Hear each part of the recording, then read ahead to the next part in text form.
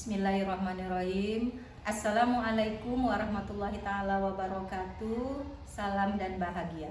Perkenalkan, saya Gustia, CGP Angkatan 6 dari Kabupaten Bengkalis, berasal dari SD Negeri 2 Rupat.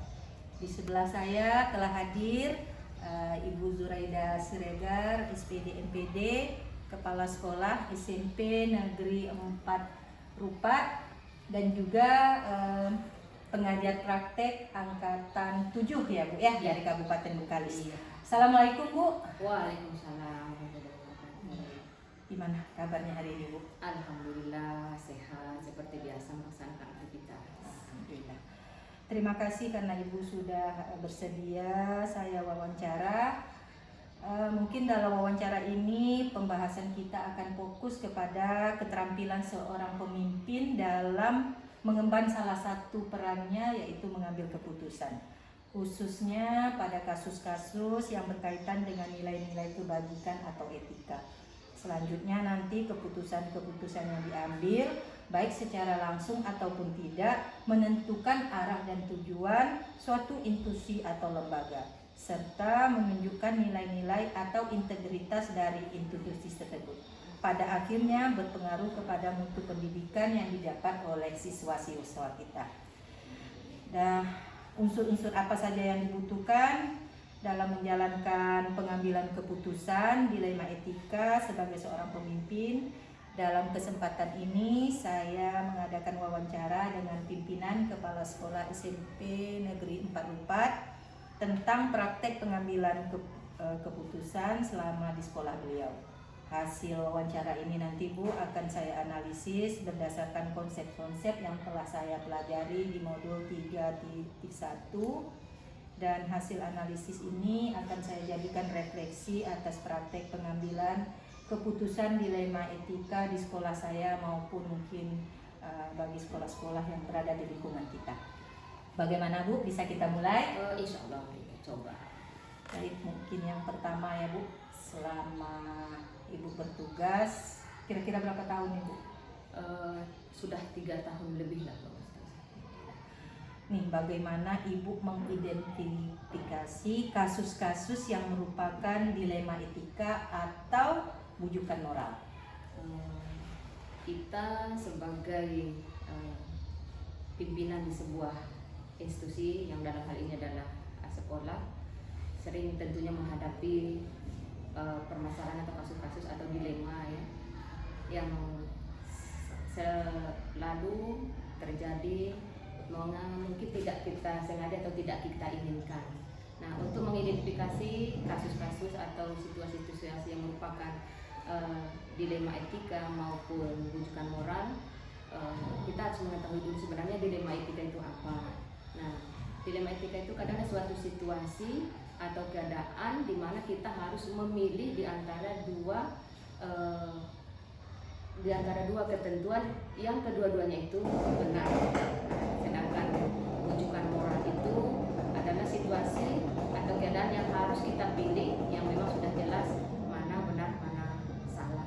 Berarti yang pertama kita harus melihat dulu apakah memang keadaan atau situasi itu kedua-duanya benar atau kedua-duanya salah. Kalau kedua-duanya benar, disinilah sebenarnya yang merupakan dilema etika kita. Kalau menurut saya itu lebih susah kita untuk mengambil keputusan pada saat kita dihadapkan pada dilema etika daripada bujukan moral. Mungkin dapat kita katakan kalau dilema etika keputusannya memang dua-duanya benar. Iya. Nah, kalau dia dibujukan moral berarti yang satu benar, yang satu salah. Iya. Baik Bu, selama ini Bu mungkin dalam Ibu mengambil suatu keputusan, ini tadi kan keputusannya anggaplah dilema etika, dua-duanya benar, dua-duanya mungkin berisi kebajikan, nilai-nilai kebajikan. Nah, bagaimana Ibu, cara Ibu mungkin menerapkannya seperti itu? Kalau misalnya kita sudah mengetahui bahwa situasi itu adalah merupakan dilema etika, karena memang di situ kita yang lebih menghadapi suatu hal yang berat yang kita hadapi dalam mengambil suatu keputusan, maka kalau saya, karena memang kedua-duanya benar, maka kita harus melihat kepada hal mana yang lebih bermanfaat, ya. Ketentuan mana atau keputusan mana yang lebih bermanfaat kepada halayak ramai, maka itu hal pertama. Maka itulah yang akan kita ambil di antara dua keputusan tadi yang harus kita pilih nih, karena kedua-duanya benar. Kemudian setelah kita melihat kebermanfaatannya pada halayak ramai, maka kita juga harus melihat resiko mana yang paling minim. Jika memang kita ambil keputusan itu, resiko yang paling minim akan terjadi jika kita menerapkannya. Nah, dan yang ketiga, apakah misalnya setelah kita ambil keputusan tersebut, yang benarnya yang kita pilih kedua-duanya benar, berarti kan kita harus memilih satu, berarti yang kita anggap paling benar lah jadinya kan, yang paling bermanfaat tadi adalah kita memang harus bisa mempertanggungjawabkannya secara moral pada diri kita sendiri dan kepada institusi kita, terutama kepada keluarga sekolah kita.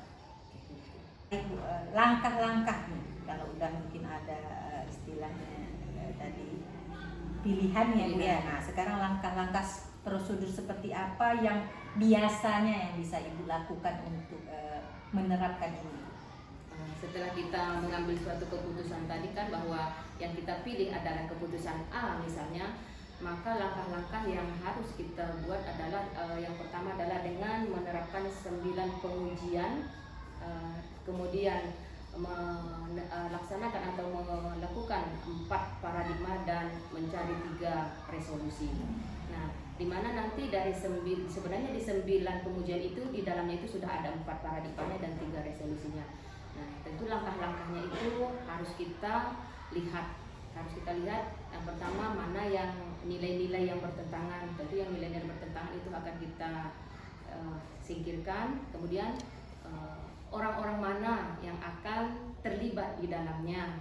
Nah, tetapi yang terlibat di dalamnya. Kemudian hal yang paling penting itu adalah kita harus mengetahui fakta-fakta yang relevan dengan situasi yang akan kita ambil atau yang akan kita jalankan tersebut. Kemudian tadi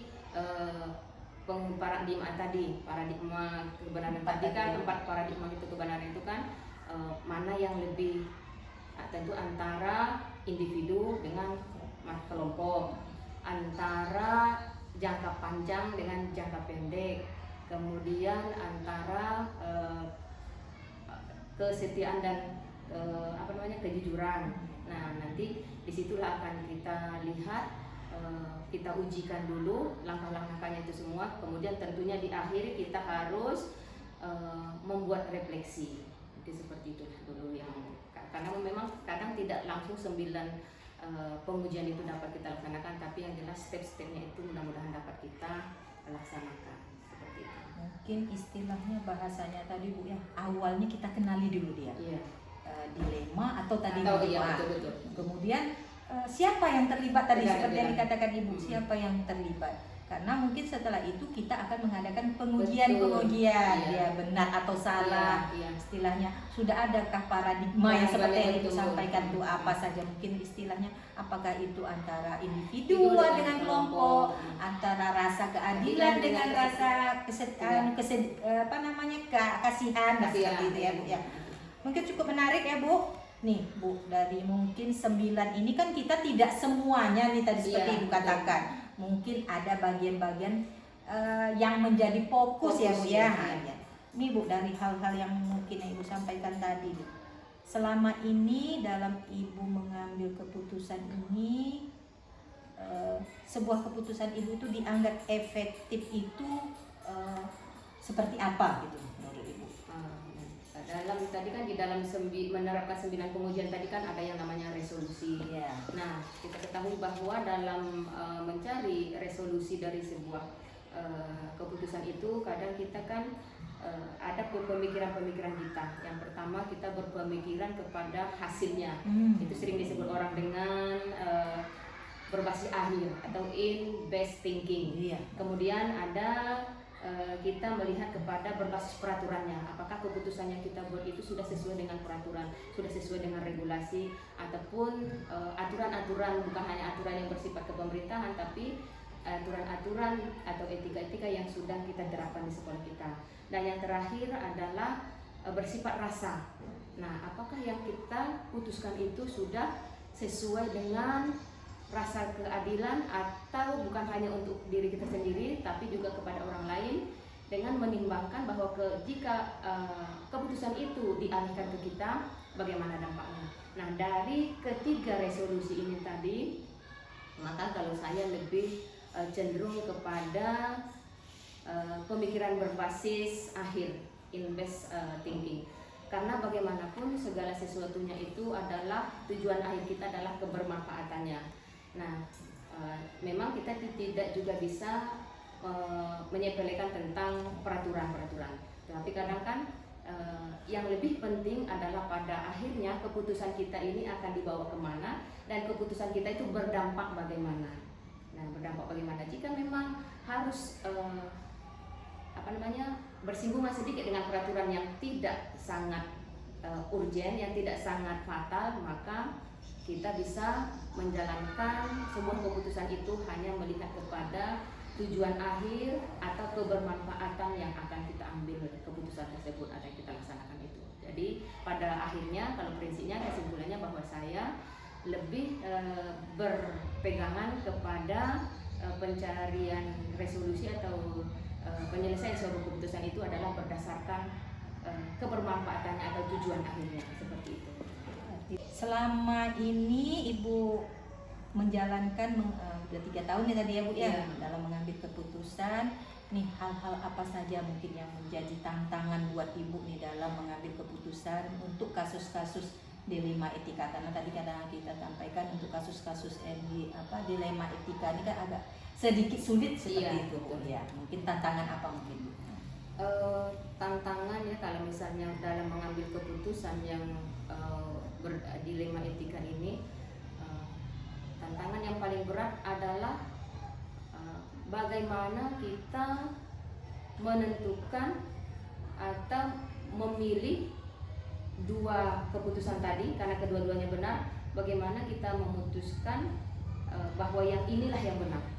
Nah, untuk mengetahui bahwa pilihan kita itu tidak salah dan itu benar, walaupun memang sebenarnya pasti ada semuanya resiko, pasti beresiko, tentu kita akan mencari yang resikonya lebih minimal.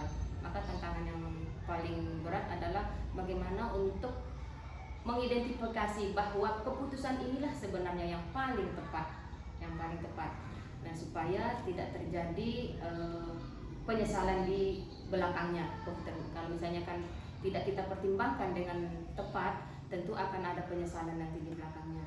Jadi tantangannya yang paling berat di situ, menentukan dari dua keputusan itu mana yang akan kita pilih. Tentu merupakan hal yang harus kita pikirkan, berarti membutuhkan waktu, membutuhkan tenaga dan pemikiran kita, mungkin juga masukan-masukan dari pihak-pihak lain atau teman sejawat kita, terutama kita nanti akan melibatkan komunitas praktisi di sekolah kita.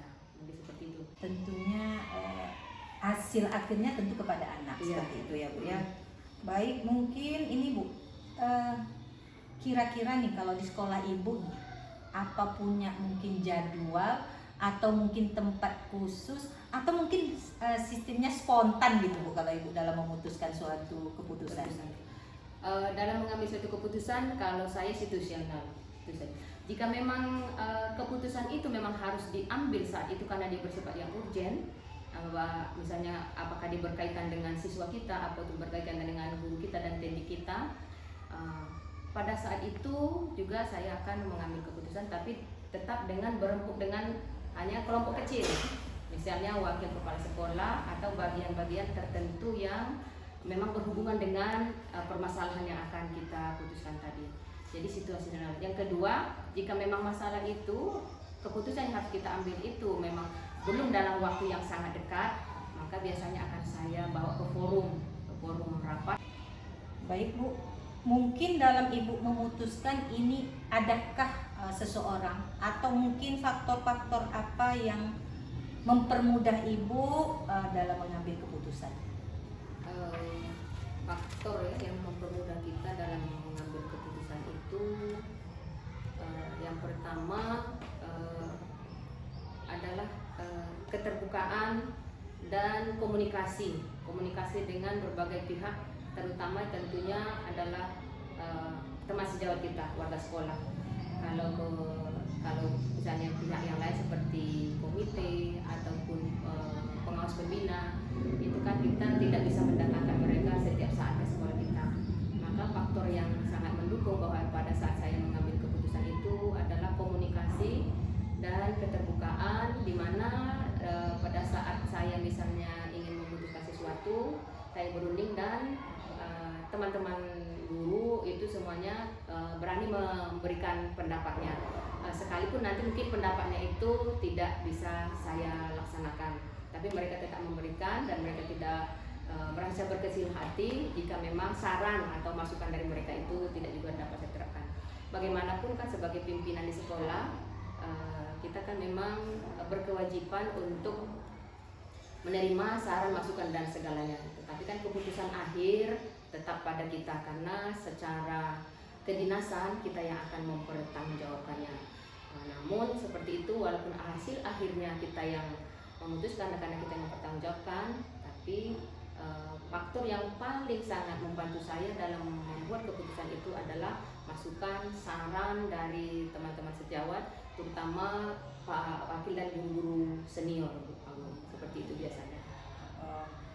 Istilah bahasa kerennya sekarang itu berkolaborasi, ya, dalam suatu mengambil keputusan.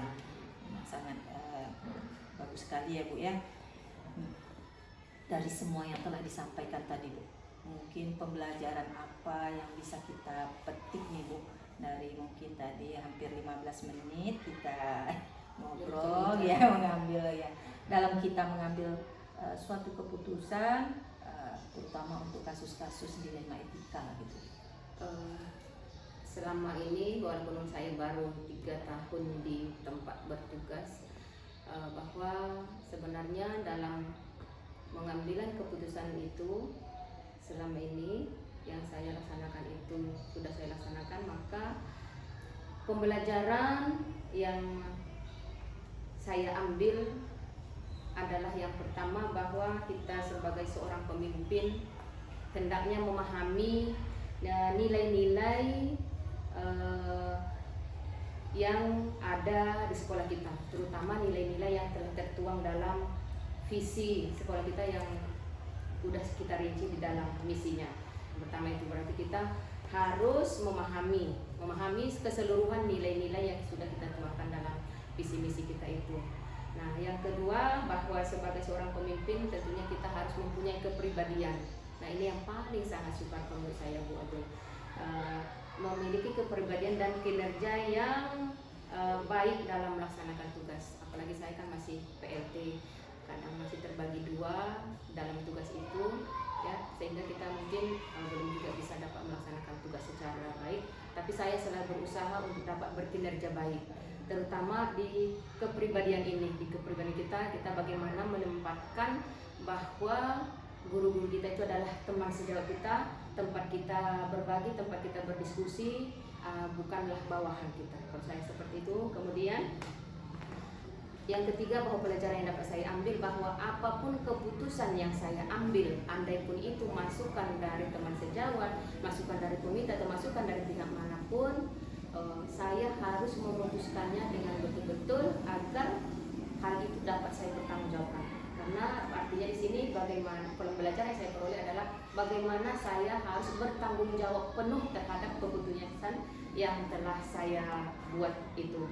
Walaupun sebenarnya keputusan itu adalah keputusan bersama, tapi hasil akhirnya kan diputuskan oleh kepala sekolah, seperti itu. Mungkin begitu. Itu pembelajaran bagi saya adalah supaya bagaimana saya lebih bertanggung jawab, lebih berhati-hati dalam memutuskan sesuatu, lebih memperbaiki diri, kepribadian, lebih berusaha berkinerja baik. Nih yang terakhir nih, apa rencana ke depan Ibu nih dalam mengambil keputusan yang mengandung unsur dilema etika, dan cara Ibu mengukur seberapa efektif mungkin keputusan yang Ibu ambil? Tentang yang berkaitan dengan dilema etika, yang pertama adalah kita memang harus benar-benar menentukan suatu keadaan itu benar atau salah, kemudian benar dengan benar, menentukan dulu apakah dia dilema etika atau memang bujukan moral. Nah, kesimpulannya kita harus dapat menentukan dengan jelas atau mengidentifikasi dengan jelas sebuah situasi atau kasus. Nah, yang kedua, setelah kita menentukan kasus itu seperti apa, maka kita harus mencari resolusi atau penyelesaian dari kasus atau situasi yang kita hadapi tersebut. Setelah kita bisa mencari resolusinya, dan resolusi ini juga memang harus dapat kita pertanggungjawabkan. Kita cari yang seminimal mungkin resikonya seperti yang saya katakan tadi. Kemudian yang ketiga, bahwa apapun konsekuensi dari keputusan yang kita ambil, memang kita harus bertanggung jawab. Nah, dan yang seterusnya di sini memang yang paling sangat penting adalah bahwa apapun yang kita ambil keputusan itu, karena kita adalah seorang pemimpin pembelajar, memang harus berpihak kepada peserta didik kita. Nah, itu. Kemudian untuk selanjutnya Bu Agui, mungkin kalau misalnya ditanyakan langkah-langkah apa yang akan saya laksanakan ke depannya, karena memang selama ini yang saya lakukan mungkin menurut saya masih banyak kesalahan dan kekurangan, maka ke depannya mungkin saya harus lebih melibatkan unsur-unsur lain yang ada di lingkungan sekolah, mungkin seperti kalau komite mungkin sudah kita libatkan ya Bu ya. Kalau warga sekolah juga semua, mulai dari teknik sampai kebersihannya sampai semuanya sudah kita libatkan dalam pengambilan keputusan melalui rapat, melalui musyawarah dan melalui diskusi. Nah, ini terhadap pengawas pembina juga, apapun yang saya lakukan di sekolah biasanya saya akan melaporkan, apakah itu misalnya sesuatu hal yang memang tidak ada kaitannya dengan kedinasan, tetap juga saya laporkan. Nah, berarti untuk kedepannya lagi mungkin saya harus lebih melibatkan mungkin tokoh-tokoh masyarakat, walaupun memang selama ini sudah pernah juga kami ikutkan mereka dalam memutuskan sesuatu yang berkaitan dengan sekolah. Mungkin itu Bu Agung. Alhamdulillah ya Bu, mungkin dari apa yang Ibu sampaikan tadi, mungkin kalau saya bisa petik hasilnya ya Bu ya, suatu keputusan yang diambil oleh pimpinan, mungkin kita harus berpegang kepada mungkin yang pertama tadi, mungkin harus berpihak pada murid, itu yang paling utama. Kemudian berpijak pada nilai-nilai kebajikan, dan yang terakhir tentunya kita bertanggung jawab sebagai secara moral sebagai konsekuensi dari apa yang kita putuskan. Ya, yang jelasnya Bu, semua itu kan tentu tadi yang seperti yang Ibu sampaikan berujung kepada mutu pendidikan yang kita harapkan. Terima kasih Bu atas waktu dan kesempatannya. Saya mohon maaf sekiranya mungkin pertanyaan saya sedikit menyinggung Ibu.